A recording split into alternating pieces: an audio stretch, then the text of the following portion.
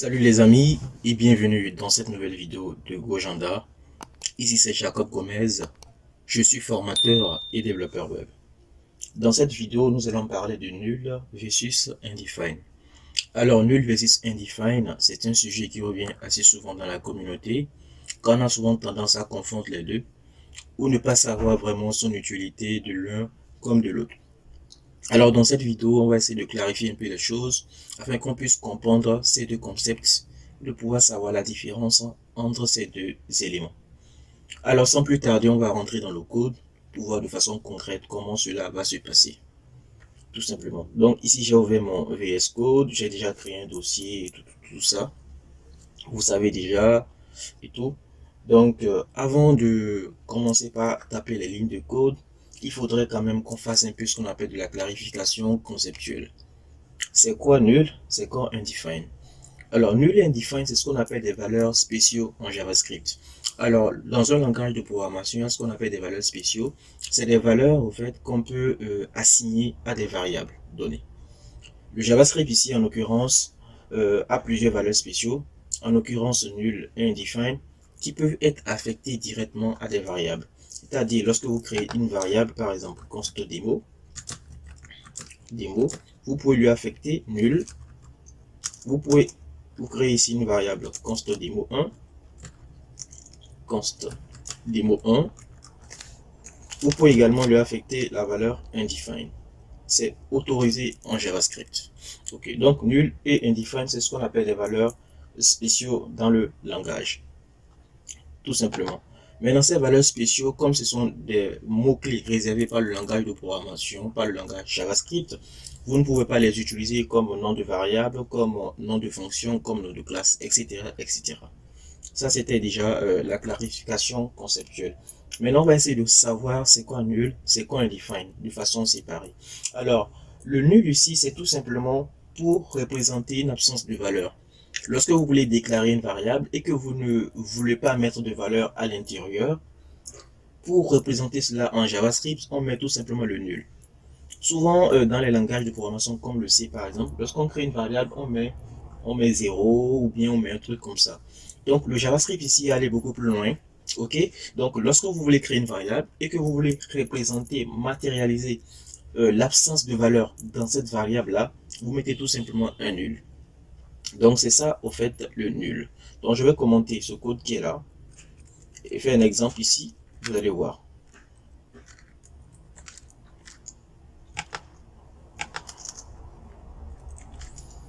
Donc je ferai ici un const variable nul. Donc ici nul. Donc ici, qu'est-ce que j'ai mis là? C'est que j'ai créé une variable const variable nul et voilà, je ne sais pas quoi mettre dedans. Donc lorsque je ne sais pas quoi mettre dedans, je mets nul. Ok, donc à défaut de créer juste la variable juste en l'air comme ça, lorsque vous voulez créer une variable et que vous ne savez pas quoi mettre à l'intérieur de la variable, vous mettez tout simplement nul. En revanche, le undefined, lui, il est un peu délicat. Ok, on va pas créer une variable, on va pas créer une variable de façon, enfin, on va pas créer une variable et directement lui assigner le undefined. Ce n'est pas une bonne pratique, ce n'est pas une bonne pratique. Parce que pour faire un test, lorsque je crée ici une variable,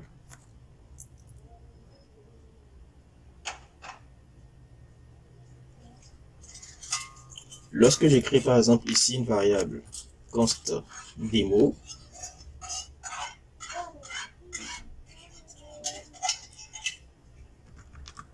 je crée ici une variable comme const démo ou bien let, je mets juste un let des démos.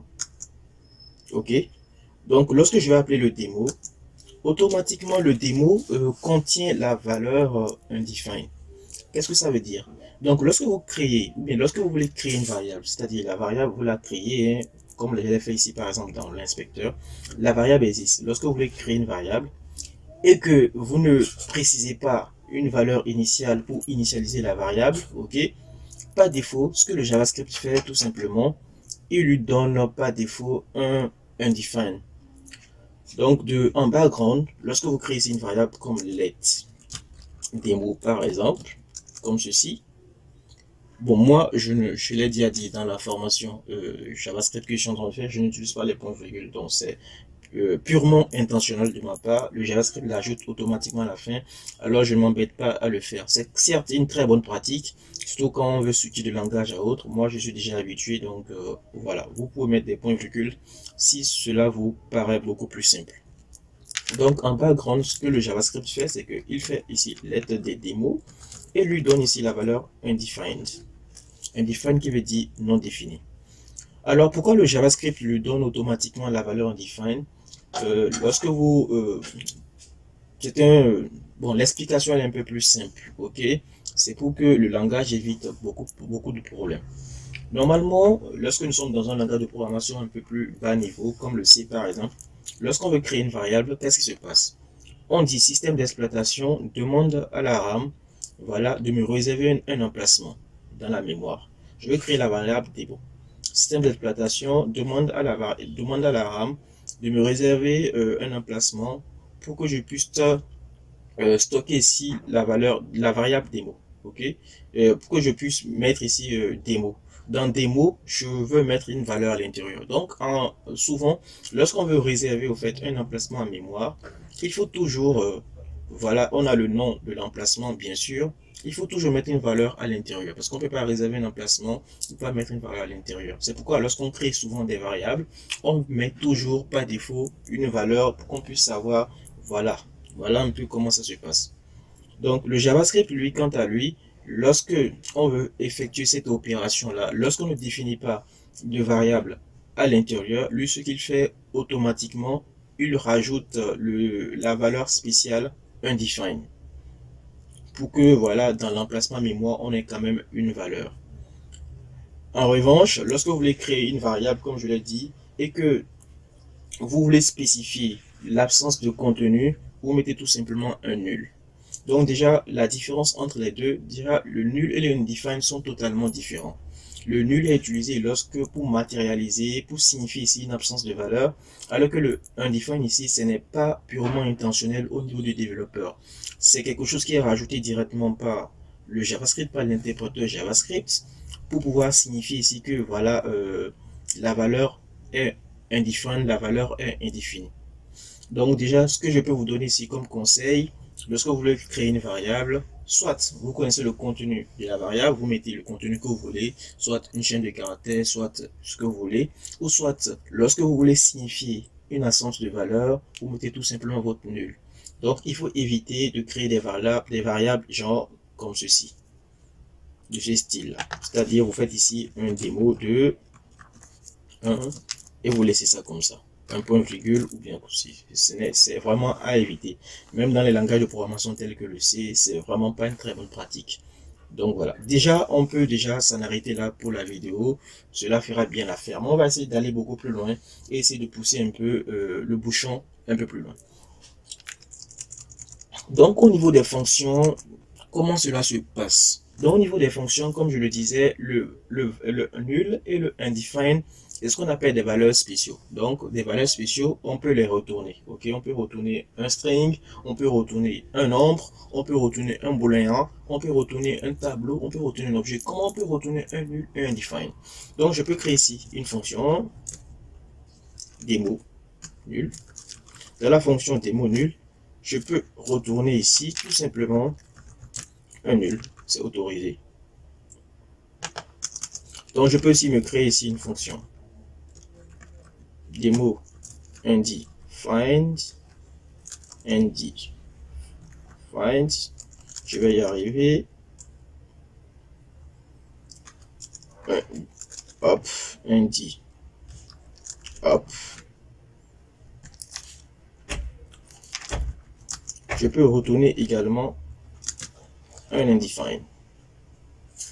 Donc ces deux écritures là sont autorisées.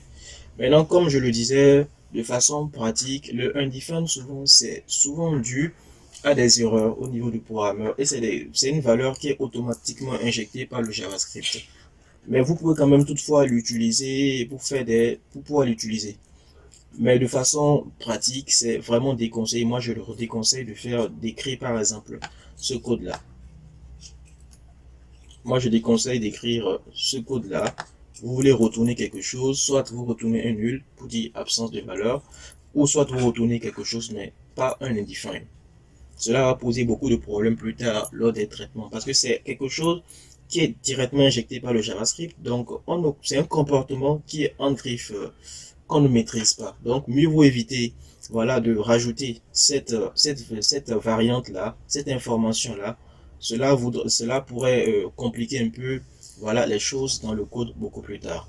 Donc, le nul, vous pouvez le retourner. Mais le undefined, moi, je déconseille tout simplement de ne pas l'utiliser. Mais lorsque j'appelle cette fonction, bon, ça va retourner nul. Maintenant, il faudrait savoir que, ok, le undefined peut surgir aussi, c'est quelque chose qui peut venir comme ça, mais il faudrait s'y préparer.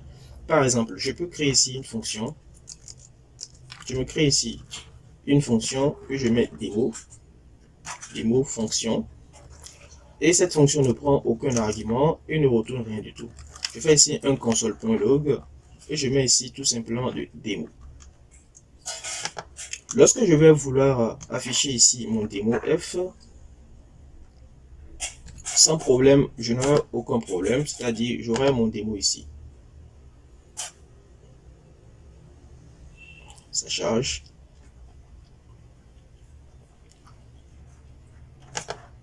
J'aurai mon démo dans la console. Maintenant, lorsqu'on va vouloir faire un console.log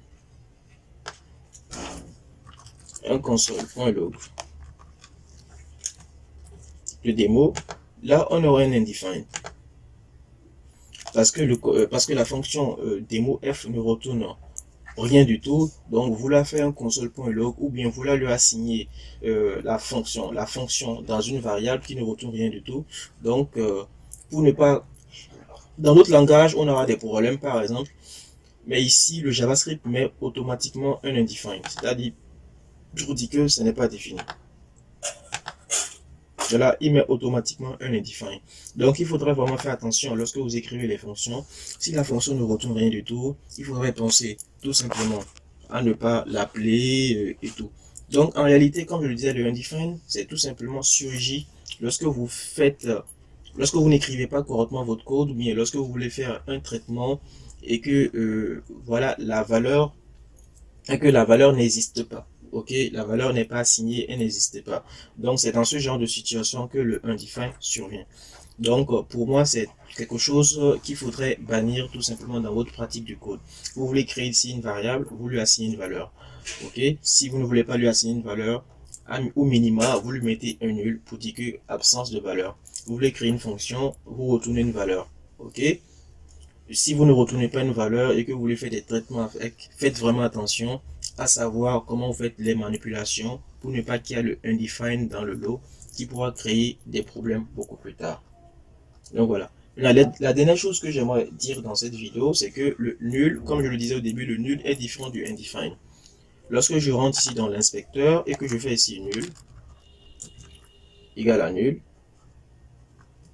donc c'est vrai, parce que c'est les valeurs. C'est comme 2 égale à 2, donc c'est vrai. Donc si je fais ici le undefined, égal, undefined, j'ai également le true. Mais lorsque je fais le nul, égal à undefined, j'ai le false. Donc le nul ici est différent du undefined. Donc je réponds directement à la question. Nul n'est pas égal à undefined. Les deux sont totalement différents, mais c'est des valeurs spéciaux. On peut les utiliser comme on peut ne pas les utiliser. Mais il faudrait vraiment faire attention dans l'utilisation. Le nul ici, c'est absence de valeur. Le undefined ici, c'est une valeur qui est automatiquement rajoutée par le JavaScript lorsque nous avons ici une variable ou une fonction qui ne contient rien, enfin une fonction qui n'a pas été initialisée. C'est-à-dire l'élément existe, mais on ne connaît pas son contenu. Donc du coup, lui rajoute tout simplement ici le drapeau undefined. Alors les amis, c'est tout ce que je voulais dire par rapport à nul et undefined. J'espère que vous avez compris quelque chose. J'espère que vous avez apprécié la vidéo. Si oui, n'hésitez pas à liker, à vous abonner à la chaîne pour ne rater aucune vidéo sur le JavaScript. Ciao, ciao et perçu vous.